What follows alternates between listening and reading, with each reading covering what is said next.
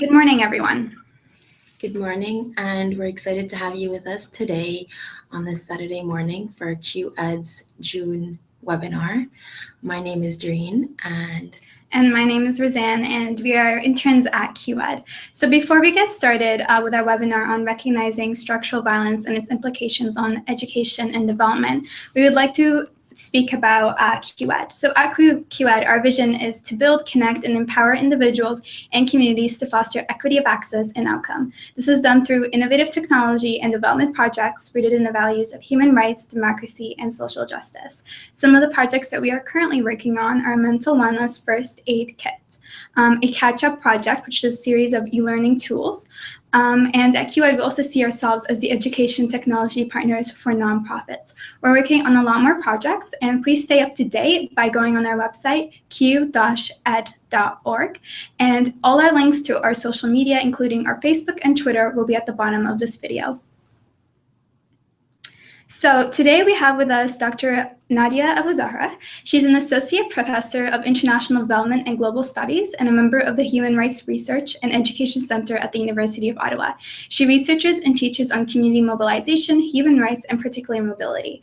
Prior to joining the University of Ottawa, Dr. Abu Zahra was a research fellow at the University of Oxford's Refugee Studies Center and worked on projects for Oxfam, UNICEF, the European Union, and the Canadian International Development Agency. She serves on the Reconciliation Committee of the Canadian Federation for the Humanities and Social Sciences and was an elected director on the Federation's board. She also serves as the consulate to the Senate and as an expert advisor for the Canadian Immigration and Refugee Board. Welcome, Dr. Nadia Abu Zahra. Good morning. Good morning. The subject of today's webinar, as you mentioned earlier, is recognizing structural violence and its implications for education and development. So I'll just share with you the written title.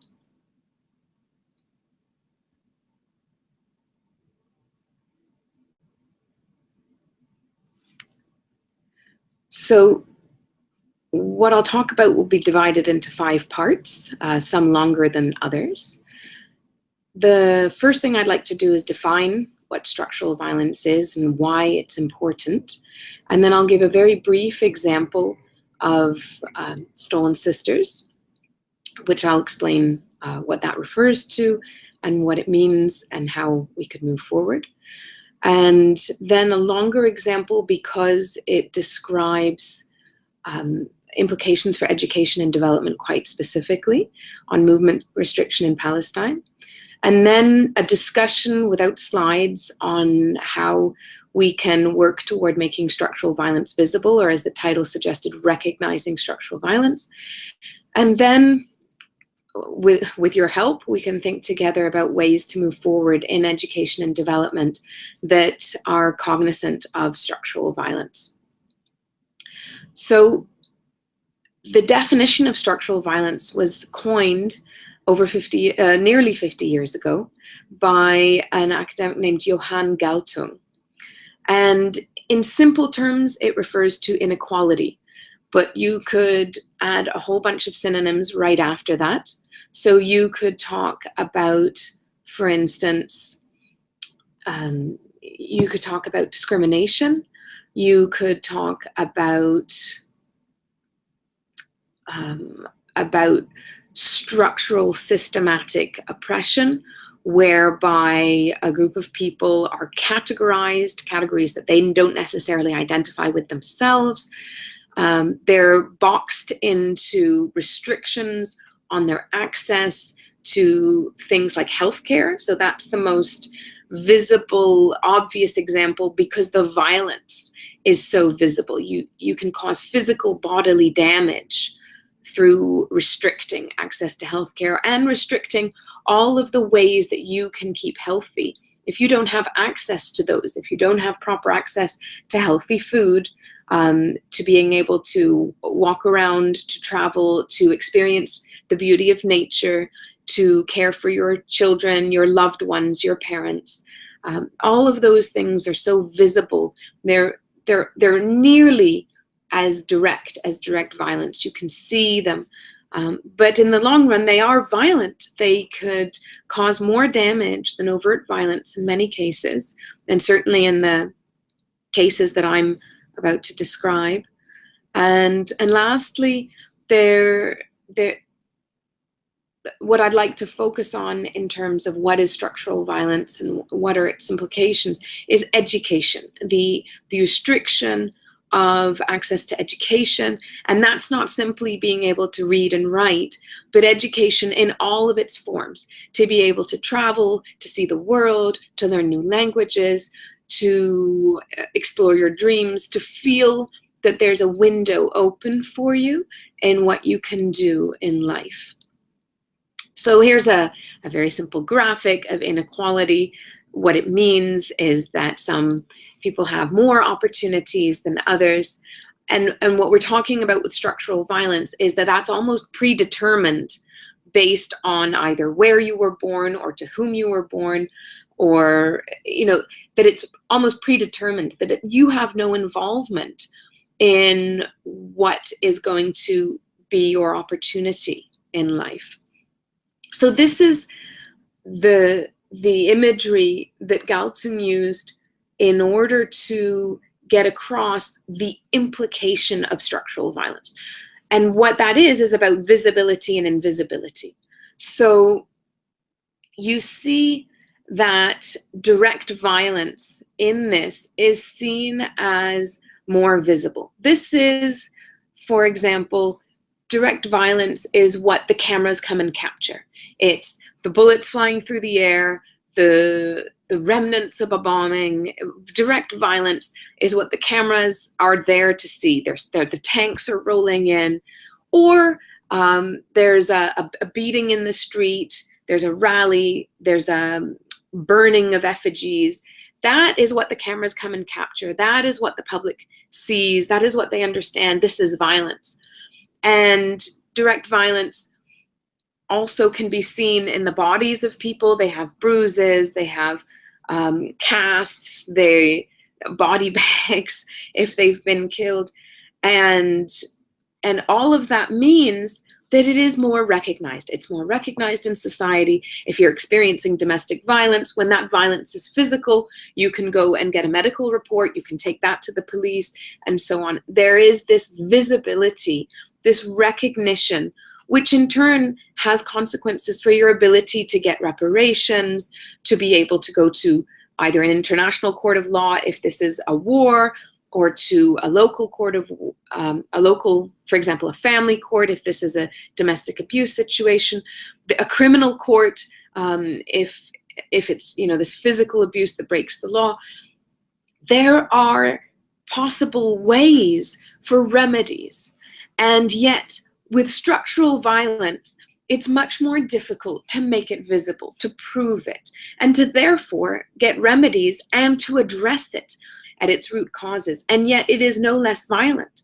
I mean, I'm not showing any photographs here, but if you can imagine starving, if you can imagine malnutrition, if you can imagine mental health issues that are caused by lack of access to medication or to mental health services, or are caused by restrictions on your ability to do what you wish to do in life, or are caused by domestic violence, the kind of emotional abuse that causes mental health challenges. If you're facing any of those things, they're much more difficult to prove than the broken limb, the bombed out building, and so on and so forth. They are less visible. So I'll go back to that triangle one more time, just to emphasize that this notion of visibility and invisibility is simply crucial to understanding why this is important for planning education, for providing education, for thinking about access to education, and therefore personal and communal and social development. I'm sorry, there is an extra corner there on cultural violence. For the purpose of today, I'm not going to go into that and to discuss it, but we are looking right now at direct violence and structural violence. So to start, I have very little knowledge. I have to acknowledge on this, and yet it is such an important topic. And while it represents physical, direct violence, the reasons that it can happen and why it happens so much more to some women than others are part of structural violence. So this is an image taken from a beautiful drum. It represents a statistic, and I'll come back to this image and talk more about it and the hashtag, of course. It represents, and this is the most modest of all statistics. Many believe that this number of 1,017 is in fact far higher, but the past decades, at least 3 decades, now going on 4 decades, have shown that the number of Indigenous women and girls murdered is 4.5 times the homicide rate for all other women. And so again, we're talking about a very, very specific group of people who are disproportionately, discriminatorily affected by something as terrible as murder. And there are also statistics for women and girls, Indigenous women and girls, who are missing. In other words, there are these unsolved cases where no one wants to presume a murder, but they are missing, and they have been missing for many, many, many years. And why I say that this is a conservative statistic, it's been issued by the Royal Canadian Mounted Police. The number of missing and murdered Indigenous women cases and women and girls cases that are reported is underreported. There are many reasons for this. The communities where these women and girls have grown up believe that the numbers are much, much higher, and there is much evidence for this. There's oral testimony, there are statistics put together by groups who represent the families of missing and murdered Aboriginal women in First Nations. So this is a phenomenon that we see across Canada, and it has structural origins. The history, and I'll take you back to me.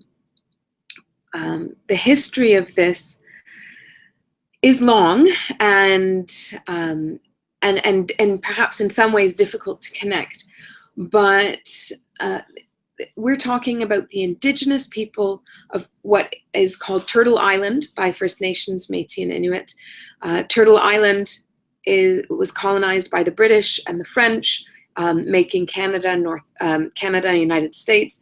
But it remains Turtle Island. The First Nations continue to claim sovereignty over their lands and their resources and their territories, and of course self-government as the Indigenous First Nations, as the sovereign nations of Turtle Island. The larger picture here is that in order to colonize, take territory, use it and remove it essentially from First Nations, the British and French forces, Canadian settlers like myself, brought Aboriginal people into First Nations, into reserves, very small, I mean, when you put them on a map, they're just dots, small pieces of territory that they were not allowed to leave. A pass system was instituted, and they required permission to leave. That permission was always granted on a temporary basis, highly restricted, very selective, only certain people and only under certain conditions. And it was conditional, it could be withdrawn at any time. And so it was called the pass system. It was illegal. Canadian officials knew that it was, colonial officials knew that it was illegal. They continued with the system up until essentially the middle of the last century, up until the 1940s, 50s. And I believe that the last passes were found from the 1960s. So the PASS system went on for many, many years. Children were put into residential schools in which they experienced all forms of abuse. They were essentially stolen from their families, unable to return. And meanwhile, the families were kept in the reserves that they were not allowed to leave, and therefore were not physically allowed, were militarily prevented from going to retrieve and save their children from the abuse that took place in residential schools. So there is a long history. So residential schools continued. The last, I believe, was closed some 10 years ago. So they continued for a very, very long time. And today, the number of children in foster care, so essentially, again, taken by colonial powers, Canadian authorities, taken away from their families and placed into other families or institutions, is higher, multiple times higher than it ever was at the height of residential schools. So all that to say that the colonial past is not a past only, but a present. And we hope not, but potentially a future. And so this context of strict geographic inequality, mobility restriction, breaking up of families, abuse of children and adults, forcible discrimination, visible violence, is all backed up by a structure of structural violence that means that this is only done to First Nations, Métis, and Inuit. This is not done to settler Canadians, to colonial individuals such as myself who are currently living in the same territorial area, but subject to completely different restrictions or liberties and laws. And so within this, the situation of stolen sisters is that when a woman on reserve, because reserves still exist, the PASS system has, we hope, ended, but the reserves still exist. When a woman on reserve calls 911, so the emergency services here, those services are less likely or slower to respond, and the resources allocated for emergency services for First Nations are less than that for settlers in Canada. And so there is a structural difference between how much emergency safety care assistance First Nations women and girls can receive as compared to colonial women and girls. So in addition to that, that under-resourcing, and this is a very sensitive topic, and I will try to speak to it with sensitivity, but the services themselves are not necessarily, how shall I put it, there are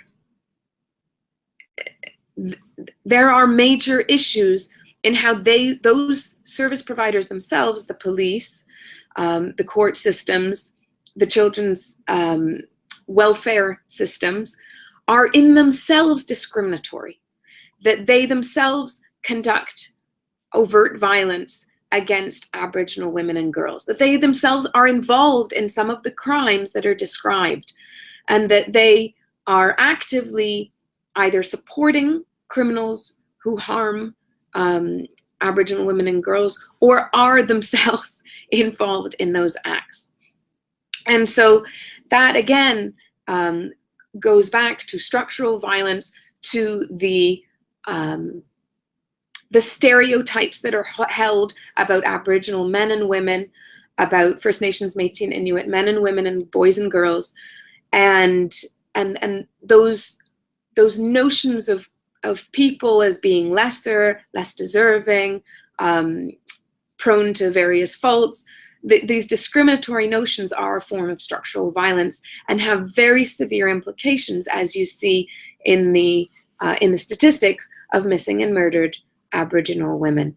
The government response, the federal government response, the provincial government's responses to these concerns have, there are different evaluations of them, but generally people who are active in the community, who can see what needs to be amended, who can see what needs to be addressed, the vast resource inequalities and so on, the cultural discrimination and so forth, the people who are saying these are the issues and this is what we need are also saying what's happening right now, the responses from government are insufficient. And of course, when I speak of government, I speak of what has evolved through colonial practices. So this is not a government that that is majority comprised of First Nations, Métis or Inuit. It is a government that is majority comprised of settlers with some Indigenous representatives within it. So I'll move on to the second example, unless there are any questions for me to answer on the definition and the implications of structural violence, or this particular example of stolen sisters. I think we're ready to move forward. Yeah. Okay, fabulous. Fabulous. So I'll take us back to our PowerPoint.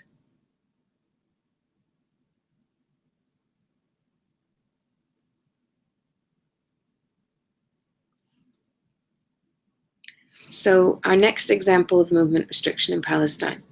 So what you're looking at now is an identity card that was issued to a Palestinian, and it is part of a series of structures that provided that recognized the indigeneity, the rights of Palestinians as the indigenous peoples of the area. Palestinians had passports, they had identity cards, they had currency, they had stamps. Just like First Nations on Turtle Island, they are the indigenous people, and they are a nation. The Palestinians are a nation, the nation of Palestine. So in the 1940s, and this is 1948 in particular, a census, there's a long, long history, and I'm trying to shorten it right now, but allow me to explain that there was a nationalist movement that began in Europe that wished to colonize Palestine, just as various colonial powers wished to colonize Turtle Island. So this European movement was called Zionism. It was a form of Jewish nationalism. It was nationalism, and therefore it represented a philosophy of, if we can only have our nation, if we can have territory, if we can be all in the same place, we will prosper. So it was common to all other nationalisms in that sense, and also common to other nationalisms. It was partly a response to structural violence against Jews in Russia, in Eastern Europe, in Western Europe, and internationally.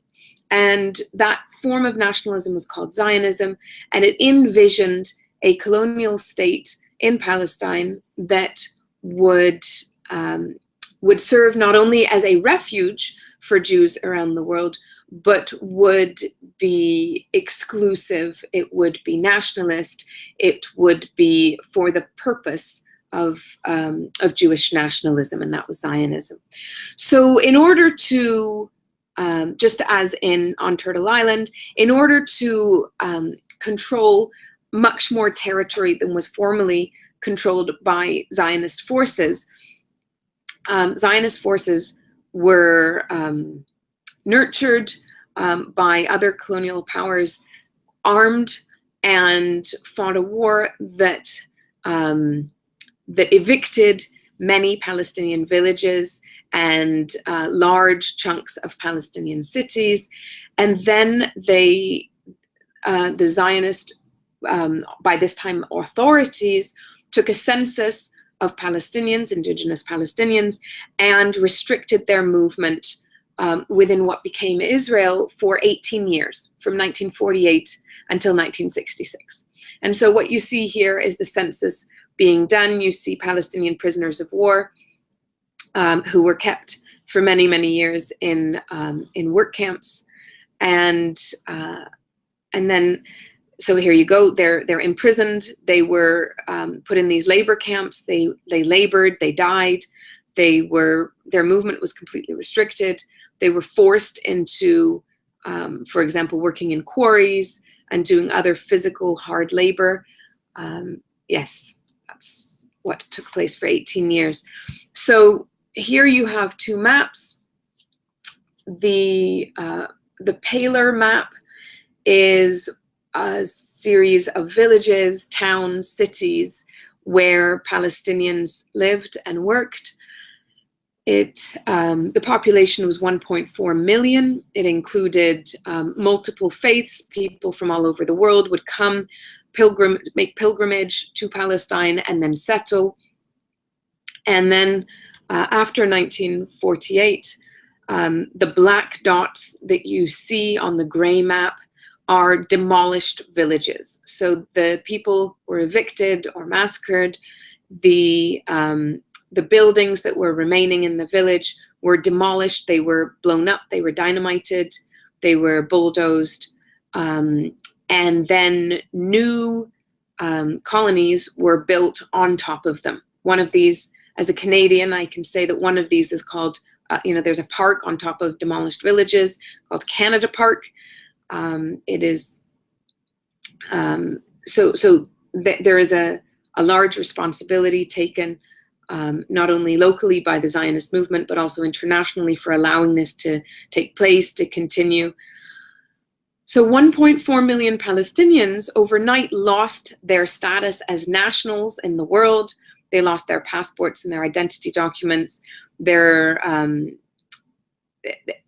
recognition of them as nationals was erased, not exactly overnight, but nearly. And from that point forward, they were stateless unless they were able to obtain residency or citizenship, either in the successor state, which was Israel, or in the neighboring states, or in another state, such as Australia, Canada, Sweden, Norway, anywhere else. So 1.4 million Palestinians at the time today translates into 11 million people, the largest modern denationalization project in history, the largest number of stateless people in the world today. And that continues to be the situation until the Palestinian nationality will be recognized once again by the international community, and then those 11 million people will no longer be stateless and will have nationality and the ability to move and to travel and to have, one hopes, civil rights in the future. This is an image of the Ministry of Interior in East Jerusalem. It is where people need to go to obtain identity documents, to renew identity documents. Their identity numbers are ascribed to them when they are born. They do not have a choice in the matter. However, without an identity number, they cannot do in a database, which would be in this Ministry of Interior and elsewhere, they would not be able to do any of the normal things that people can do elsewhere around the world. Without an identity number, you cannot go to school, you cannot move around, you cannot build a home, you cannot register your marriage, register your children, get identity numbers for your children who would then be subject to the same restrictions, and so on and so forth. This is a rather fuzzy picture because it's taken from a video, but it's simply to illustrate that a Palestinian man, who you see there in the yellow shirt, does not see what is in the database about him, but the soldier, who is not held accountable to this man, so there's not a relationship of accountability, unlike in other states where you can request the information that is held about you elsewhere. For example, in Canada, if there's information about you in a database, you can ask for copies of that information. You can ask your doctor's office, you can ask your educational institutions, you can ask the central government, and so on and so forth. That is not the case in Palestine. This Palestinian will not know what the Israeli soldier is looking at, will not know the information that is there, cannot have access to it or to correct it, and so on and so forth. So this Israeli soldier, ironically, has more access to the information that is so important to this Palestinian man than the man has himself. And this, in particular, is a sign of a checkpoint or a terminal that restricts Palestinian movement from one place to another. You see the metal turnstiles behind the Palestinian men vaguely. And you see that he is not allowed, essentially, to go, for example, from his home to his sister's home, for instance, that might be on the other side of that checkpoint, without passing first through this checkpoint and having questions asked of him that he must answer if he wishes to pass through. There is a possibility of arrest at any time at any of these checkpoints. I myself have witnessed such arrests of underage, of boys. That it's an intimidating moment. It's a dangerous moment if you do not have your ID with you, or if anything is shown to be unusual about your ID, or simply on the whim of a soldier, you can be arrested at a place like this. Even worse, the soldier can choose not to give your identity document back. This is a photograph taken by the late husband of my late co-author of the book Unfree in Palestine, of someone that you can see the distinct inequality. This is structural violence. This is inequality. This is a Palestinian man who absolutely needs that identity document to be able to continue functioning in a normal life. So other people do not need such a document to be able to continue functioning in a normal life. But because of the deprivation of his nationality and his ancestors' nationality, all in 1948, he does require this document. Otherwise, he has no ability within the structures to be able to do the things that he needs to do. And yet here is this young soldier who is empowered to keep this document and therefore make this Palestinian man's life a living hell. So this is structural violence. At this moment, if the soldier asks the Palestinian to do something and he has his identity document in hand and has the ability, which we know he has, to confiscate that document, then that's more powerful than a gun. Because you can run from a gun, you may not be injured by a gun, but there is a guaranteed negative physical impact of the taking away of that identity document. If that Palestinian tries to pass through a checkpoint or is found on the wrong side because the document specifies where he's only allowed to be, if he's found anywhere else other than the small area where he's allowed to be, and he does not have that identity document or some permission to go past where he's normally allowed to be, he can be beaten, he can be subject to a year of imprisonment that can involve torture, that can involve beatings, that can involve restriction of food and basic services. So there is a physical violence that is tied to this structural violence of inequality. So today, Palestinians are highly restricted in their movements. These are fairly complicated maps. I won't go into them entirely, but just the visual impact of seeing this map, the map that has black shows you that in the black areas and in the gray areas, that is where a Palestinian is allowed to be. And yet, you cannot move from one to the other unless you have specific permission. So if you can just pick one of those little tiny black areas, that is where a person is allowed to be for their entire life. That is where they go to school. If there's university inside of it, that's where they go to university. If there's not, they will not go to university unless they can do something innovative like distance learning, or get permission to go outside of their area to some other area. Marriage is difficult across these tiny little we use the word discontiguous. They are not connected to one another. And if you're in the audience right now and you're Palestinian, I apologize for repeating and hammering home the reality that you know only so well. If I'm repeating this, if you're in the audience and you're Israeli and you know this information back to front, I apologize again for repeating information that you already know. But for most of the rest of the world, because this is structural violence, it is essentially invisible. Most people in the world do not see how restricted Palestinian movement is. What do they see? They see Palestinian youth throwing stones. They see Israeli tanks rolling into Palestinian towns. They see bombing. And when there is no bombing, and when there is no shooting, and when there are no deaths, and when there is no blood and gore, then they don't see. And that's the worst of it all, is that structural violence continues but receives no airtime, no attention, and therefore no remedy. And so on the other map that is massively crisscrossed by these white lines, those are all of the roads of freedom that someone like myself, a Canadian settler, can go in and get an Israeli tourist visa, can travel on, or that an Israeli settler can travel on. All of those areas are free, are open. There are some restrictions of entering the West Bank and certainly of entering Gaza for people like myself or for Israeli settlers. But generally speaking, there is an incredible amount of freedom. These are, super fast highways, just as colonial highways in Canada on Turtle Island are super fast, whereas Palestinians are restricted sometimes to horse and cart. You'll see that in the following slides.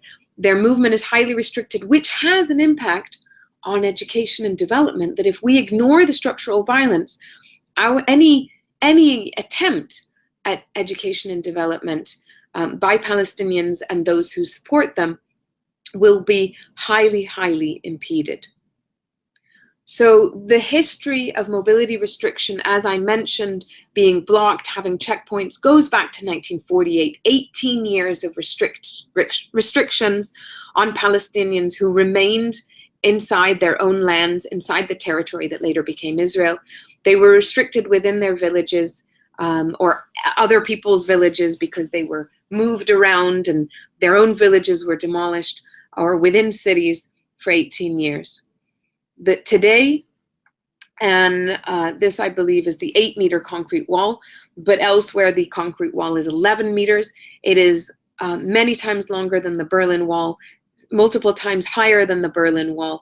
It is a very visible and profound demonstration of a restriction of people's opportunities, futures, based simply on where they were born, to whom they were born, and who they are, or who they were told that they are. So this is an example of where there is a breakdown of an economy, of education, of development. Instead of a high-speed highway, a refrigerated truck, transporting goods, medications, you name it, around territory to enable everyone to have access, Palestinians are stopped in the street. They're told, no, you cannot pass here. They're subject to very strict checks. They have to unload and reload, which they may not even be physically capable of doing due to the heavy weight of the, whatever they happen to be transporting. It's extremely difficult, and it slows things down almost to a standstill. So imagine your economy, your education, your development is slowed down almost to a standstill, or it's moving backward, because before you could have a truck, you could have modernity, but now you're being moved back. So the implications, now I've written implications for health, which is a very, very, as I said, visible form of structural violence. The most visible you can get, and they're all invisible, but it's on the higher visible spectrum, shall we say. But I want to draw your attention in particular to education. So if students can't get to their schools, can't get to their universities, if the teachers can't get there, what kind of education can you facilitate? There's a coping mechanism. You can localize your teacher recruitment and training. So instead of bringing the best qualified teacher to a school, you make sure that you find someone who's located inside the village. They may not be the best qualified, but at least they don't have to travel to get in the village. Or you localize your education activities. It's very, very restrictive. It closes down your world bit by bit. And this is not unique to Palestine. You can see this anywhere where mobility is restricted. You can see this in the geographic restrictions that continue, in the sense that many First Nations communities are highly distanced from public services, and the proper funding that's required to build services in their areas is not provided. Statistically, First Nations children receive far less investment in their education and general services than others, and so on. So this is a visible example of where people are not allowed to travel in vehicles, in ambulances. they're forced to walk multiple kilometers from one checkpoint to another, and then hopefully attempt to enter another public vehicle, so a shared taxi, for example. It costs more, it's painful, there is no mercy, there are no exceptions. And people must simply struggle through it. So this is violence. This is painful. This is not people's preference. And it's done because they are Palestinian, and only because they are Palestinian. They have done nothing wrong. They are not deserving of this terrible treatment. Of course, no one is. But it is specifically and directly targeted against them because they are the indigenous people of the area. This is the 11-meter concrete wall, and this is very, very important to recognize that the higher institutions, so for instance, in healthcare and in education, we think of something that goes primary, secondary, tertiary. So we have primary health care, we have, in primary care, you have education, you have someone who will work with you to plan your health plan, your exercise, the ways in which you plan to be healthy. They might do some checking of your children, just very preliminary and so on. Then you have secondary care, where you may have been referred, and hospitals are secondary care. In education, we have primary education that'll take you up to a certain grade. Then you have secondary education that'll take you higher in your education, further grades. And then you have tertiary education, which are universities, colleges, higher education, and so forth. So all of this higher education and this tertiary healthcare is on one side of the wall and not the other, and therefore people cannot access it. So people who live across the West Bank, and I'm sorry the map is not in front of us at the moment, but people who live across the West Bank, they can access very often primary and secondary care. But the number one killer of Palestinians is heart disease, hypertension, heart disease, high blood pressure. And the treatment for that, the specialized care, the surgery, and the people who are specialized in heart disease are on the essentially the wrong side of the wall for all of the people in the West Bank. They cannot access it. It is in East Jerusalem. So you end up getting a total shutdown. You can't focus on your education. It's very, very difficult. You're subject not only to structural violence, but direct violence. You have no freedom to escape from that direct violence. For example, if you're living in Gaza, that's 6 kilometers by 60 kilometers. You're not allowed to leave. And it's very limiting on your experiences and your futures. And your greatest wish, as communicated to me by many Palestinians, but if there's a Palestinian in the audience who wishes to correct me, if there's someone in the audience who's Mohawk, who's Cree, who wants to correct me, your greatest wish is that structural violence is recognized, is addressed. Those inequalities are recognized and addressed. So again, this is the overt violence that can come over top of the structural violence, that ambulances are stopped, searched, and attacked, and that you're now giving birth at a checkpoint rather than in a hospital, as you would much have preferred. At the time I was doing research some 10 years ago, there were at least 90 women who had given birth at checkpoints. So you have no access to medical care, no access to medical treatment. If there are any complications, it can kill you and your child. It's highly traumatic. Your chances of having postpartum depression are much higher.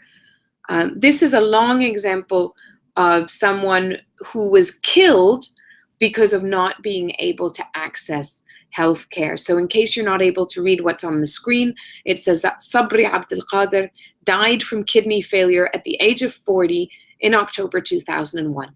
He'd been delayed at a checkpoint. He was just trying to get to a hospital in Tul Karam. He needed dialysis.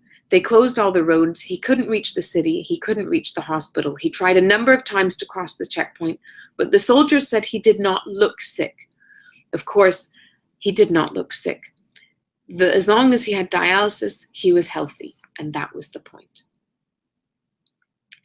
So I have two last sections. The first is making structural violence visible, and the second is ways to move forward in education and development. But I'm going to bring you back to me because those sections, rather appropriately, do not have slides. So structural violence, and I've gone through this over and over again, but I'll hammer it home one more time. That kind of the lesson of the day, the takeaway, is that as long as structural violence remains invisible, as Johan Galtung stated, that is the key point that he made, was that it is invisible, and as long as it remains invisible, what can you do about it?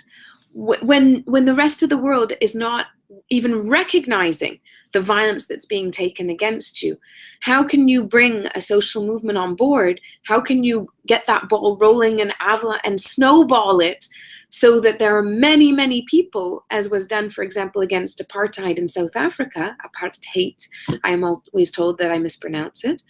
How can that happen if the structural violence is rendered invisible? The cameras are not there to film the checkpoints. They're not there to film Sabri dying because he couldn't access dialysis in his home.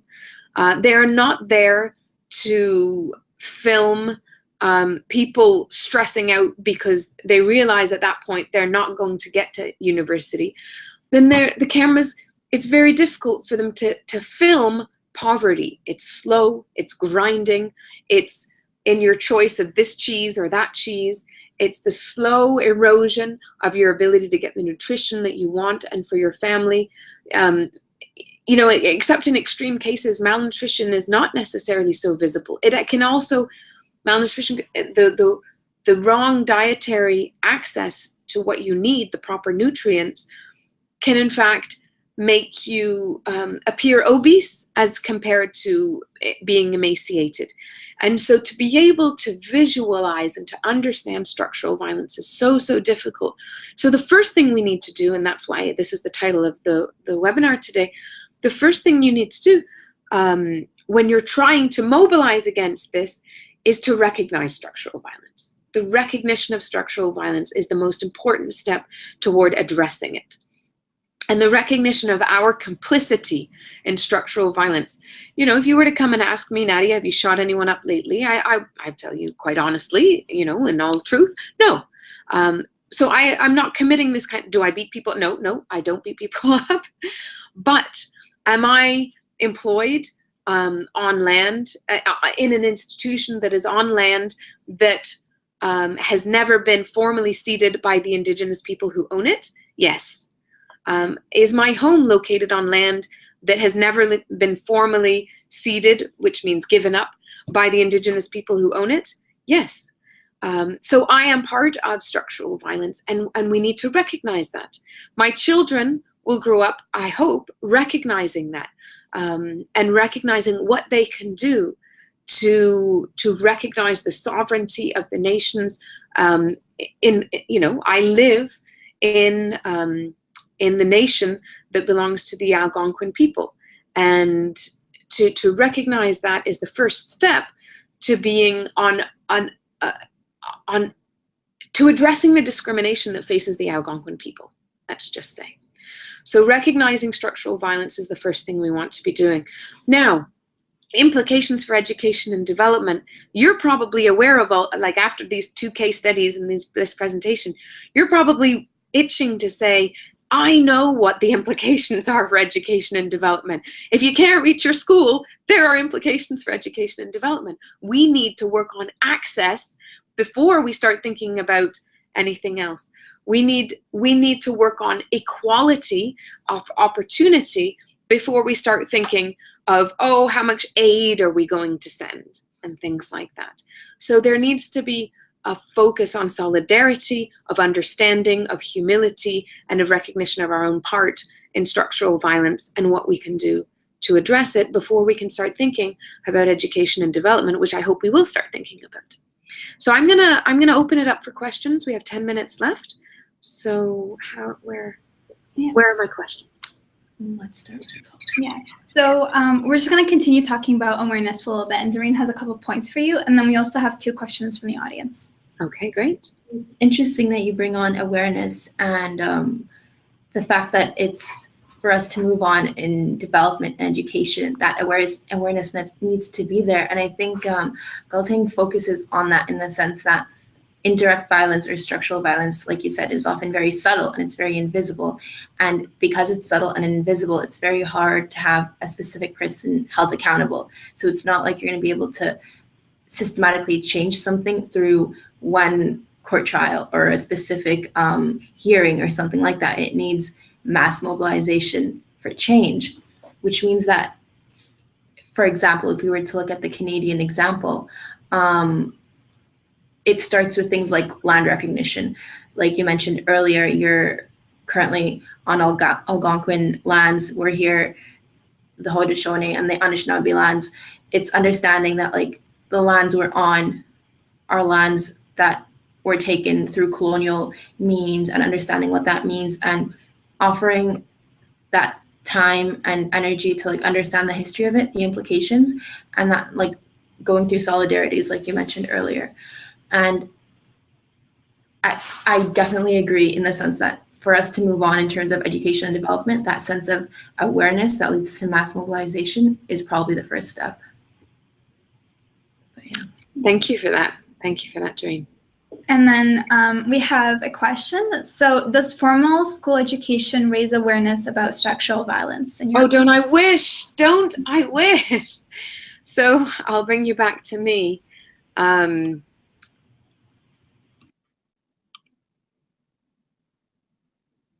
Oh, did I do that right? Okay, so you're back to me.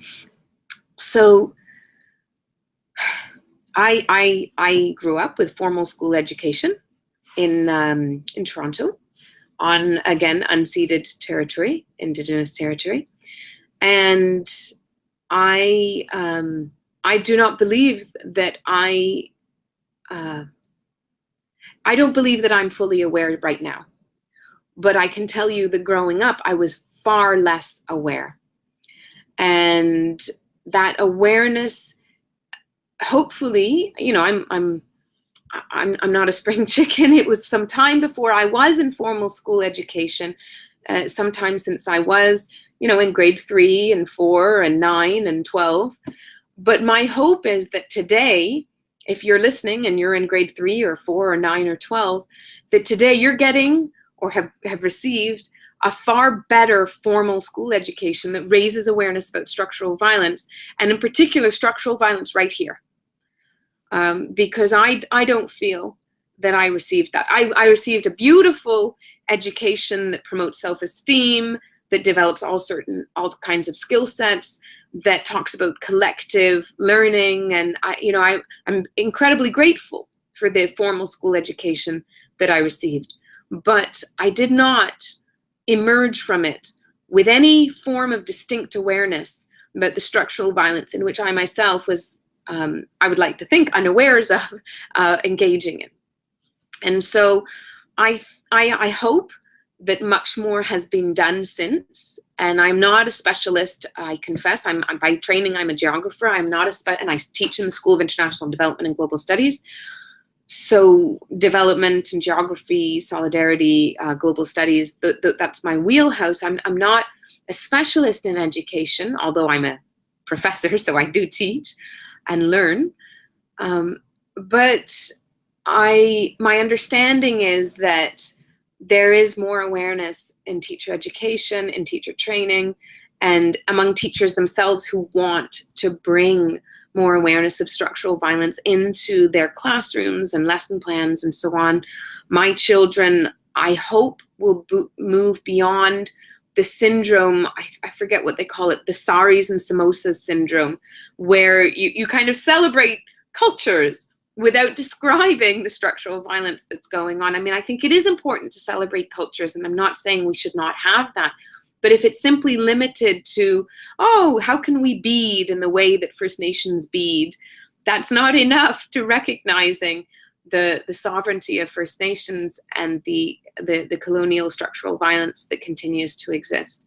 So my hope is that there is a movement on this, and there certainly has been a beautiful, incredibly powerful movement on the part of First Nations to call for education. So the Truth and Reconciliation Commission has extensively studied what can be done. So in addition to studying the harm that has taken place and continues to take place, they studied what can be done. They went far, far ahead and said, here's the vision for the future. Now, come on, folks, get aboard and implement it. So there is a beautiful path forward here. I don't know, my other case study here in this presentation, Palestine, is can formal school education raise awareness? Absolutely. There's a beautiful school that I went to visit in Jerusalem that has Palestinian children and has Jewish Israeli children. It has Palestinian children with Israeli nationality. It does great work, because from a very young age, these children are hopefully seeing a reality that contradicts the terrible negative stereotypes that are propagated. And they are also, however, seeing the structural inequality from a very young age, and hopefully disliking it and wanting to work against that structural inequality that takes place even among school children. What do you bring for school lunch, and so on and so forth. So that there is a future there, but that school is not replicated. That model is not replicated. There still exists intense geographical segregation of Indigenous Palestinians versus settlers, and that, as long as that segregation continues here on Turtle Island in Palestine, it's very, very difficult in a segregated context to try to raise awareness about structural violence. It's important to make desegregation and the addressing of the structural violence, increased resources to Palestinian children, increased resort and their education system, in higher education, universities, increased resources to higher education access, and improved inclusion. So the curriculum itself has to change and recognize in higher education. Yes, those are very good. Those are very good points. Right before we end off our webinar, we also wanted to discuss some, just leave the webinar on a more positive note and some positive action that's been happening. So just a little bit of a context. So with the current Syrian refugee crisis, it's a very rigorous and long process to get refugee status. And when Syrian refugees do get that status in certain countries around the world, they're not able to go to school, they're not able to access healthcare, start a business, simply because they are not considered citizens in that country. So here in Canada, refugees receive permanent residency so that they are able to receive healthcare. So OHIP here in Ontario. So they are able to access services like OSAP in Ontario so that they can go to post-secondary institutions. And there's even organizations and post-secondary institutions that are starting programs. For example, at the University of Toronto Mississauga campus, they have a refugee pathway program with the goal of offering, so some refugees come here and they don't have access to required documents, or they would be missing some sort of requirements for the program. So then it's an alternative pathway to them so that they can receive traditional admission requirements by sort of bypassing all those obstacles that they would need to overcome. So that's something right here in Mississauga that they're doing. And there's definitely a lot of examples in Canada and around the world that are positively making an impact, but there's also a lot that we have to do to bring structural violence to the light, to recognize it, to overcome it. We have a lot to do in that aspect, but thankfully there are some good projects out there that are working towards it. That's a beautiful way to end it. Absolutely. And it's a leveling of the playing field right from the very beginning, is that playing field is leveled. I'm not seeing my time. Oh, we have 1 minute left. So thank you very, very much for joining me, for your insights, for that beautiful way of ending it, on how it is possible. No one is harmed by leveling that playing field. And everyone benefits when everyone's raised up and given opportunities, especially in education, and particularly higher education. So thank you to everyone who's listening, and onward. Thank you for joining us. Have a good day.